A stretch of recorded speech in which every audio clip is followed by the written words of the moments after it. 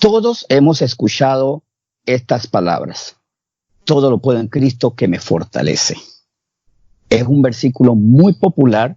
De hecho, hasta se ha vuelto motivo de estampados, de banners, de pinturas, de mensajes populares en los buses, en calcomanías, también incluso lo tienen nuestros policías, las fuerzas policiales de nuestro país tienen dentro de sus rubros y dentro de sus identificaciones también cosido este versículo, o más bien la referencia, la firma este versículo, todo lo puedo en Cristo que me fortalece. Filipenses 4:13. Han visto que los policías tienen en sus identificaciones este versículo, Filipenses 4:13. Entonces eso nos lleva a la curiosidad. ¿Qué quiere decir? Y nos encontramos con esta palabra. Una palabra muy conocida, pero tal vez también igualmente mal interpretada. Todo lo puedo en Cristo que me fortalece. Si yo no lo comprendo, lo puedo usar para el mal o lo puedo usar para banalidades. Entonces esto me empodera supuestamente, ¿no? Me llena de capacidad para hacer lo que yo quiera. Porque claro, la palabra es absoluta, ¿no? Todo lo puedo. Puedo desafiar a todas las incertidumbres, todos los inconvenientes, y el Señor me da victoria. Pero dentro de eso no es que sea falso, pero vamos a ver por qué Pablo, el autor de estas palabras, por qué las escribió. Porque sin negar el sentido de estas cosas que he dicho, que Dios nos da la victoria en el campo de batalla, Dios hace que se levanten nuestros negocios, Dios restaura la salud del moribundo. Cuando Pablo lo dijo aquí, fue con una finalidad específica y que era muy necesaria. Filipenses es una carta que tiene un carácter muy especial, sobre todo por el sitio en que se escribió. Filipenses es una carta que se escribió en una celda y en medio de mucha incertidumbre para la iglesia por lo que le estaba pasando a Pablo. ¿Qué estaría haciendo lo que le harían ahí? Estaba siendo azotado, torturado, tal vez estaba pasando hambre, sed, era amenazado. ¿Qué estaba pasando con él ahí? Eso motivó a Pablo a escribir esta carta para que ellos no tuvieran esa incertidumbre. Miren, esta carta cuando lo vamos a ver, yo le encontré un paralelo con lo que habíamos estudiado de Juan. Recuerda que en Juan 14 Jesús estaba a unas horas de ser llevado al Calvario y él siendo el centro del inminente dolor, él era el que iba a ser llevado como cordero al matadero. Sin embargo, él era el que estaba animando a los discípulos. Qué curioso, ¿verdad? Bueno, esto se replica en Pablo. Qué maravilloso también. Esto se replica en Pablo. Cuando una persona está llena del Espíritu Santo y entiende quién es su Padre, que Dios de los cielos está mirando toda circunstancia y todo lo que Él permite es para su gloria y sin desampararnos, sin definitivamente dejarnos abandonados, entonces nosotros damos gracias y tenemos una perspectiva diferente de lo que estamos viviendo. Antes de irnos a Filipenses 4:13, porque es que tenemos como una fascinación muy grande a veces a saltar a ese versículo, vamos a ver en qué contexto, porque recuerden también, es muy importante cuando uno lee la palabra es ver el contexto. Vamos a poner otro ejemplo completamente radical. ¿Se acuerdan que cuando estábamos viendo el sábado el tema de Sansón, en Jueces 15 hay un momento en donde Dalila recrimina, le dice, ¿por qué te burlas de mí? Entre otras cosas, le dice, 3 veces te has burlado de mí, tú no me amas, o sea, ¿cómo puedo jugar? Tú desconfías de mí. Y si uno se pone a ver en ese sentido, uno dice, Dalila es una pobre mujer que sufre la incomprensión, la mala disposición, la desconfianza y el desamor de Sansón. Pero cuando lo vemos en contexto es que realmente ella estaba defendiendo su traición y criticando la legítima defensa de su integridad que estaba sosteniendo Sansón. Por eso es muy importante leer dentro del contexto. Este es un ejemplo muy diferente, nada que tiene que ver en cuanto a la situación de Pablo, pero sí nos da una enseñanza. Nunca saquemos una doctrina de un versículo que se extrae sin leer las razones, el contexto histórico, y también dentro de todo, para leer un versículo, a veces hay que leer todo el capítulo o todo el libro. Y para eso vamos a ver versículos clave de Filipenses 1. En Filipenses 1:6, nos dice, estando persuadido de esto, que el que comenzó en vosotros la buena obra, la perfeccionará hasta el día de Jesucristo. Él les enseñaba en ese momento que el Señor hace una buena obra en nuestro corazón. En medio de las aflicciones, nosotros tenemos que ver qué es lo que el Señor quiere hacer en nuestra vida. Luego, en los versículos 9 a 11 de Filipenses capítulo 1 nos dice, y esto pido en oración, que vuestro amor abunde aún más y más en ciencia y en todo conocimiento, para que aprobéis lo mejor, a fin de que seáis sinceros y irreprensibles para el día de Cristo, llenos de frutos de justicia que son por medio de Jesucristo, para gloria y alabanza. Estas son palabras que, vuelvo y repito, en medio de un pueblo que estaba afligido por la condición de Pablo, en una celda, que de ahí no sabían cómo saldría torturado, cuál sería su estado después, o si saldría vivo también, porque era posible que ahí fuera ejecutado. Sin embargo, él lo que pedía en oración era que en ellos el amor abundara, que en ellos también hubiera mayor conocimiento, mayor conocimiento, más ciencia, para que aprobaran la prueba, para que su amor fuera sincero, no tuviera dudas, no tuviera imperfecciones. Y luego sigue diciendo en Filipenses 1, ahí es que estamos, ¿no? Pero en los versículos 12 y 14 nos dice, quiero que sepáis, hermanos, que las cosas que me han sucedido han redundado más bien para el progreso del evangelio, de tal manera que mis prisiones se han hecho patentes en Cristo en todo el pretorio y a todos los demás. Y la mayoría de los hermanos, cobrando ánimo del Señor con mis prisiones, se atreven mucho más a hablar la palabra sin temor. Pablo tenía algo claro. Eso que estaba ocurriendo era bueno, porque él lo miraba bajo la lupa del Señor y no bajo nuestra mirada que ve todo con miopía, ve todo de forma difusa, ve las cosas de manera imperfecta. Como se hace la observación, de repente vemos el elefante tan cerca que solo miramos una piel gris y llena de marcas, pero no vemos el elefante. O sea, cuando vemos las cosas desde el punto de vista humano, vemos el problema, pero no sabemos cuál es el fin de todas las cosas. Bien, como les seguía diciendo, Pablo, para él era muy satisfactorio lo que estaba viendo, porque estaba sirviendo para el evangelio y también para animar a otros. La mayoría de los hermanos, cobrando ánimo en el Señor, con mis prisiones se atreven mucho más a hablar la palabra sin temor. Así que en el versículo 18 nos pone este desafío. ¿Qué pues? Que no obstante, de todas maneras, o por pretexto, por verdad, Cristo es anunciado, y en esto me gozo y me gozaré aún. ¿Cuál es nuestro desafío en medio de estas cosas? Mirar nuestros pequeños problemas, o nuestros problemas grandes, vamos a poner, pueden ser grandes, pero que a la luz de lo que es la eternidad es nada. Recuerden, todo lo que estamos pasando pasará, pero hay algo que no se nos quitará, no solamente nuestra salvación, sino el mensaje de salvación para otros. Cristo es anunciado, y en esa celda tenía a su alrededor una serie de personas que no podían dejar de escuchar, no podían irse. Así que tenían la opción de escuchar a Cristo, de Cristo, por boca de Pablo, de día, tarde y noche.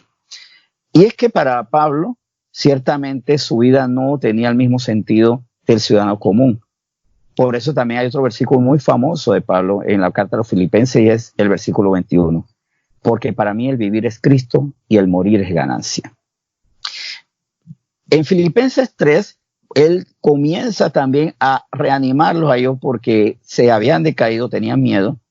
Y más bien, en lugar de decirle estoy mal, porque normalmente en una celda las personas dicen estoy mal. Cuando se hacen visitas a las cárceles, normalmente uno escucha a los privados de libertad desde su celda, detrás de las rejas, decir, sabe que me ayúdeme, yo no lo hice, justicia.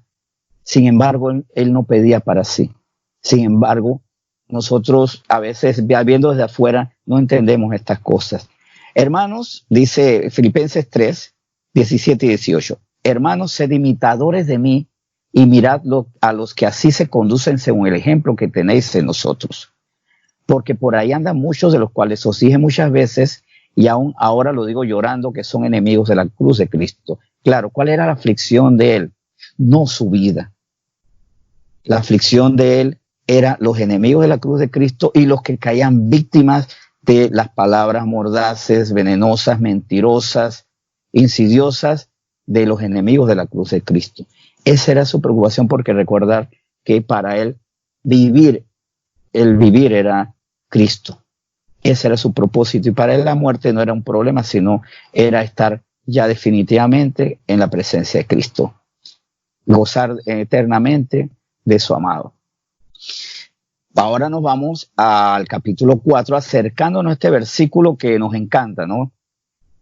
Pero que vamos a seguir viendo en su contexto. Vamos de Filipenses 4 por el versículo 1. Así que, hermanos míos, amados y deseados, gozo y corona mía, estad así firmes en el Señor, amados.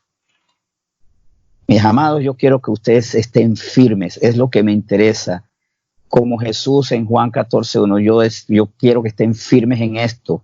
Yo voy a preparar las moradas porque mi Padre tiene muchas moradas, las prepararé para ustedes, las personalizaré, porque ustedes ya van a estar conmigo para siempre, porque ahora tiene una ciudadanía que está en los cielos.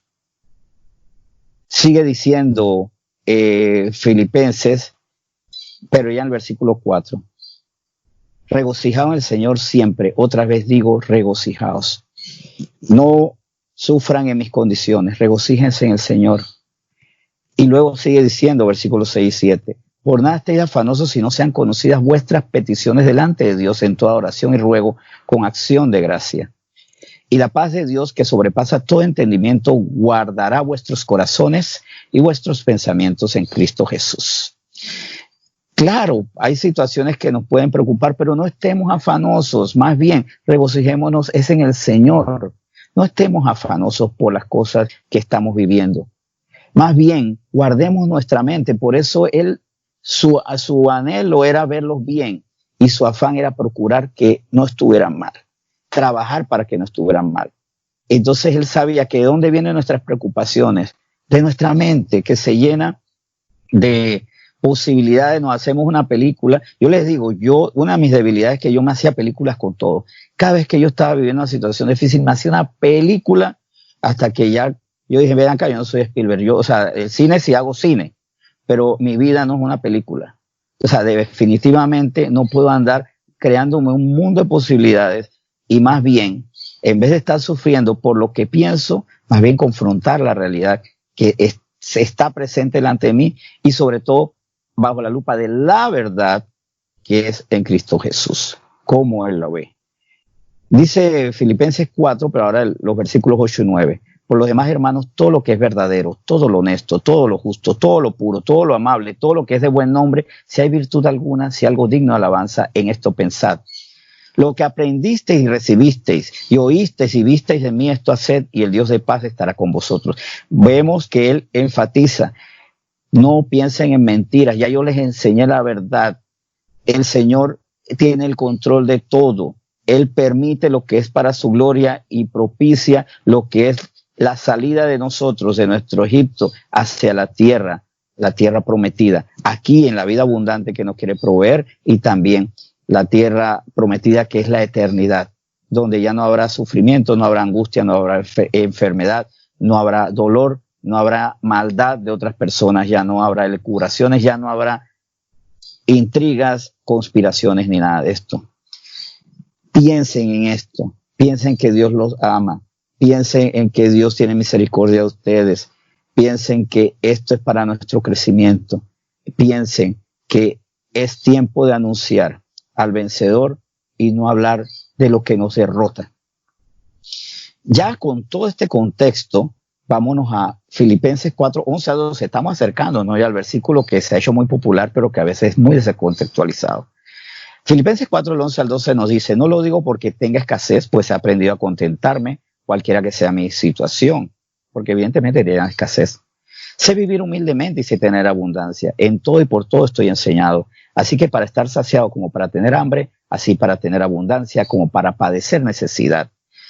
Claro, cuando yo tengo los pensamientos de Dios controlando mis emociones y también mi voluntad, obviamente sé vivir la circunstancia que sea necesaria, porque yo sé que todo viene de Dios. E incluso la mala autoridad que puede estar ejerciendo poder en esta situación, porque toda autoridad es dada por Dios. incluso la enfermedad, porque Él tiene el poder, la potestad sobre la enfermedad como sobre la salud. Todo es para la gloria de Dios. Y por supuesto, entonces ya yo no me soy atribulado ni me dejo llevar por estas corrientes de circunstancias que al que no conoce a Dios le hace daño. Cuando entonces yo tengo esa percepción, tengo mis pensamientos sintonizados con la palabra de Dios, con su voluntad, cuando veo que todo sirve a Cristo, cuando mi vida ya no es para mí, sino para Cristo, de quien también tenemos recompensa, evidentemente porque Él es amoroso, es justo y Él quiere vernos bien, pero no estoy por la recompensa, sino por exaltar a mi Salvador.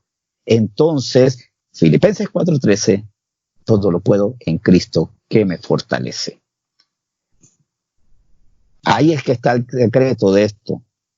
Hemos usado este versículo, tal vez no nosotros, pero el mundo lo ha usado para ser emprendedores empresariales, para decir yo puedo ir contra la corriente, a mí nadie me puede prestar oposición. ¿Y cómo que nadie me puede prestar oposición si él estaba encerrado, Pablo estaba encerrado?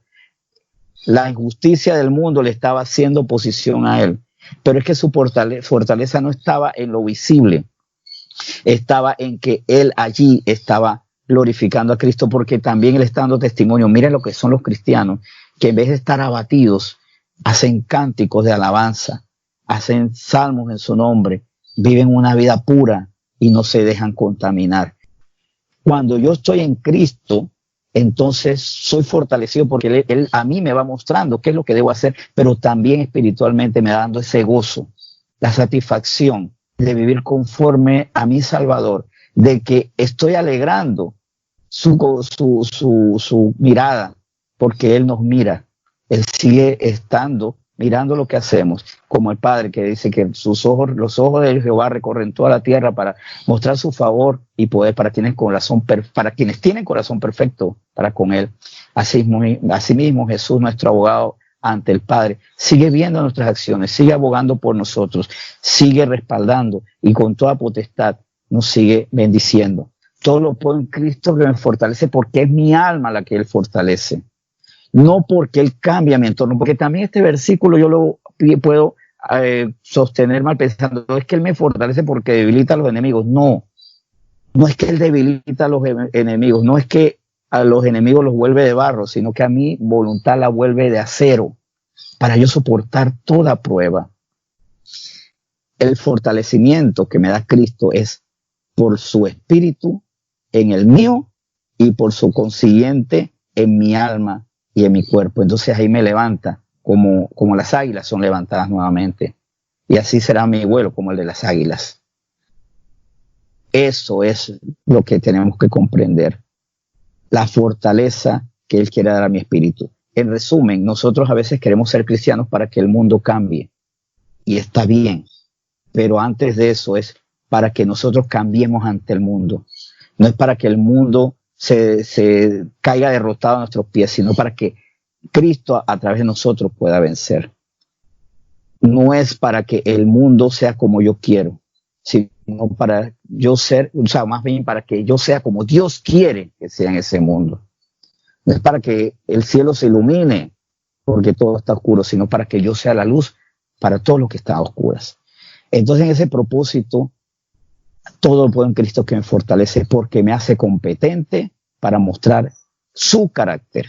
Él me fortalece para que yo muestre su carácter y no para que todo se vuelva color de rosa, sino porque a pesar de que todo tiene colores lúgubres, yo sea luz y yo esté bien, esté gozoso, sobre todo esté gozoso, no viva en amargura. Pueda vivir feliz, pueda vivir gozoso, pueda vivir esperanzado en medio de un mundo que quisiera que estuviera mal, pero no lo puede porque todo lo puedo en Cristo que me fortalece. Vamos a orar entonces. Señor, muchas gracias por la palabra de hoy. Gracias porque evidentemente tú quieres fortalecer nuestra alma. Eso es lo que tú quieres fortalecerlo. Por eso tu espíritu está allí. Y tal como dice Filipenses al principio, cuando nos dice que estando persuadido de esto, que el que comenzó en vosotros la buena obra la perfeccionará hasta el día de Jesucristo, esa buena obra está dentro de nosotros. No es que el mundo cambie a nuestro favor, sino que nosotros cambiamos a favor de lo que tú quieres hacer en el mundo. Señor, gracias por esta lección de hoy, y tal vez las circunstancias no cambien. El mundo no quiere cambiar sus circunstancias, pero nos va a ver a nosotros cambiados, fortalecidos, mucho mejor después de esta situación tan extraña, tan irónica, porque ahora mayor ciencia, más débiles somos, o tenemos la misma debilidad de cuando hace muchos años atrás, sin tanta ciencia, el mundo fue azotado por la gripe española o por la peste bubónica hace siglos.